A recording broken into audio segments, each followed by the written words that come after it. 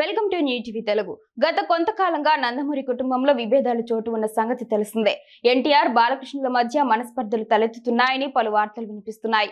ముఖ్యంగా హరికృష్ణ మరణం తర్వాత నందమూరి కుటుంబంలో ఎన్టీఆర్, కళ్యాణ్ రామ్ ఒంటరయ్యారు. ఇదే సమయంలో గత వైసీపీ ప్రభుత్వంలో చంద్రబాబు అరెస్టుపై నందమూరి కుటుంబం అంతా స్పందించినప్పటికీ ఎన్టీఆర్, కళ్యాణ్ రామ్లు మాత్రం ఈ ఘటనపై రియాక్ట్ కాలేదు. తాజాగా నందమూరి హీరో కళ్యాణ్ రామ్ టీడీపీ జెండాను పట్టుకోవడం సినీ రాజకీయ వర్గాల్లో హాట్ టాపిక్ గా మారింది.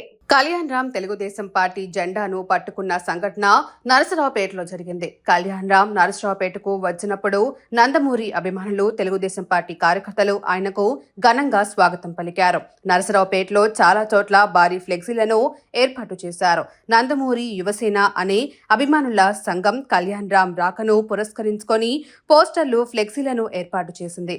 ఈ సంఘటన నందమూరి కుటుంబంలో ఎటువంటి విభేదాలు లేవని, అందరూ ఐక్యంగా ఉన్నారని తెలియజేసింది. కొంతకాలంగా నందమూరి కుటుంబంలో హరికృష్ణ కుమారులైన కళ్యాణ్ రామ్, జూనియర్ ఎన్టీఆర్లకు తెలుగుదేశం పార్టీ నాయకులతో విభేదాలు ఉన్నాయని వస్తున్న వార్తలు నిజం కాదని ఈ సంఘటనతో తేలిపోయింది.